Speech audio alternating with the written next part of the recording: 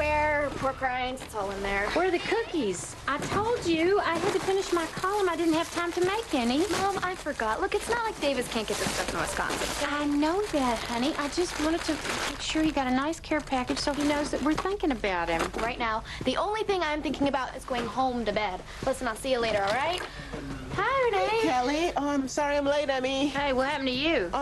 Turk came over for dinner. Bye, Mom. Oh, no, wait a minute. No, I need you to take this care package down to the overnight delivery place on 4th Street and pick up some cookies on the way, okay? Here's a check. Mom, it's 9 o'clock. I've been on my feet since 1. This is only going to take you 2 minutes. Now, come on. I have to exercise, and then tomorrow I have therapy and jury duty. Peanut butter cookies, okay? Absolutely. Thanks, honey. Bye. Get some rest, would you? Just tell him your best friend's a lawyer. That'll get you out of jury duty. I don't want to get out of it. That's what's wrong with the justice system now. People don't want to do their civic duty. Well, we can certainly use more intelligent jurors. So, Turk was over for dinner, huh? He's been over quite a bit lately, hasn't he? You're sleeping with him, aren't you? Why you say it like that? Like it's a bad thing. In fact, it couldn't be any better. Really? Yes, really. What do you want, a medal? I thought you liked him. Oh, I do. I just wondered if he was really your type. Well, I like his type. He sends me flowers for absolutely no reason. And take a look at what this card says. To Rene, love ya, Turk. I think this is serious, Emmy. Except there's no I. What? It says love ya, not I love ya. What's wrong with love you? Well, nothing at all, really. I mean, you know. Just, you know, you're always kind of throwing yourself into these things. You know how you are. What are you talking about? I'm usually the one who's putting on the brakes, except not this time, Emmy. This just feels very right. Well, I'm happy for you. I just hope this is about Turk and not about you just being happy to be alive. I think it's both. In fact, having this heart attack's been the best thing that could have ever happened to me. It has given me a whole new perspective on everything. From here on out, I am seizing the day.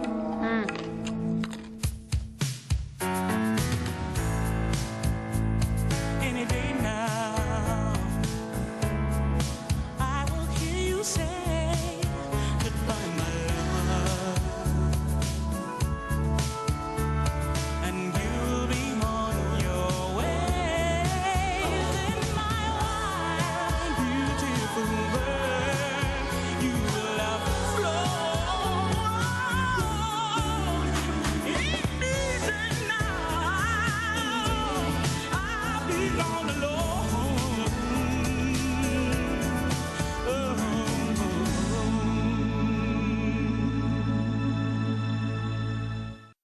Morning, boss. Stacy went straight to court, and Joe says he'll call after the Franklin deposition. Are you okay? Uh-huh.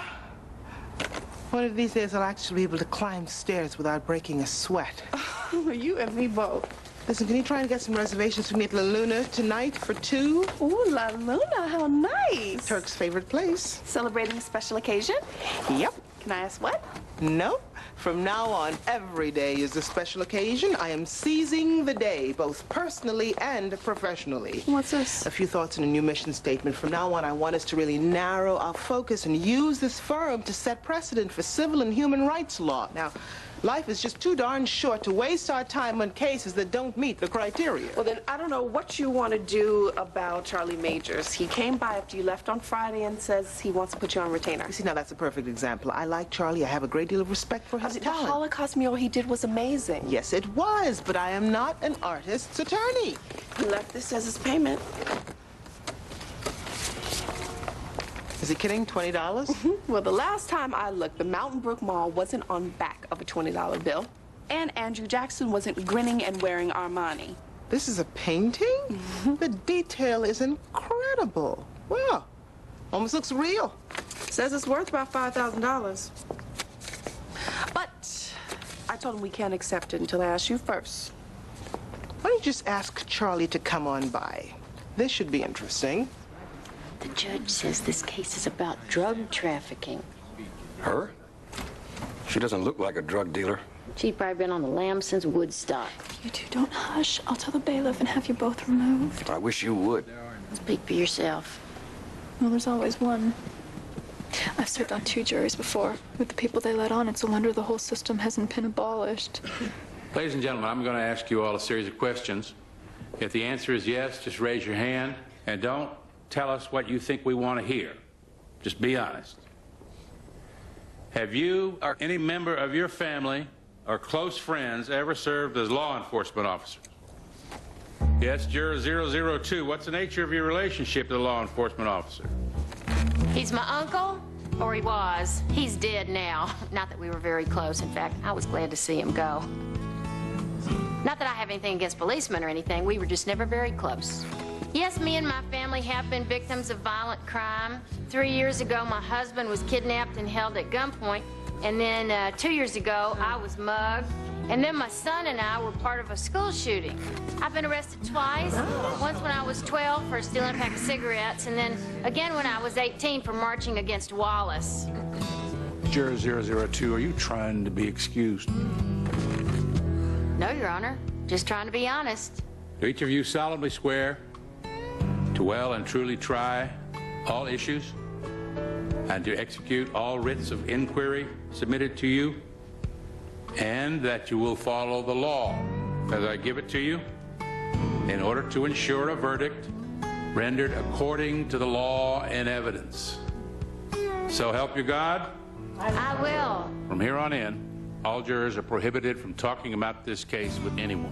I can't imagine how that defendant got mixed up in drugs. And I hope you don't mind me talking about this. I figured with the patient-doctor confidentiality thing it would be okay. I'm just so excited to finally be on a jury. Mary Elizabeth, I am sensing some avoidance, that there is something that maybe you're not wanting to talk about. Well, I didn't finish my food diary like you wanted me to. Because to tell you the truth, I kind of went off my diet, and it was so depressing to see it down there all in black and white. Kind of the point. I figured that. I want to try something. I'm going to take a page from Gestalt psychology. We're going to do an exercise known as the empty chair, shall we? What's that? I want you to imagine the food that you most desire, be it red velvet cake or peach cobbler. Maybe you're in a savory mood and it's a plate of baby back ribs with barbecue sauce, or a slice of pepperoni pizza with extra cheese. I'm not very good at this touchy-feely stuff. Oh, come on, Mary Elizabeth, play with me. Close your eyes. Okay. Now just imagine your favorite food.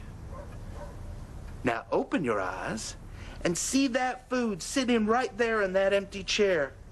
Now I want you to tell that peach cobbler or those baby back ribs exactly how they make you feel. You want me to talk to the chair? It's not a chair, it's... Cookies. I get it. This week it's cookies. Like yesterday, I made up a whole batch of cookies to send to my son, and I ended up eating the whole thing myself. How'd that make you feel? Well, the first two were really great, you know, all hot and gooey inside.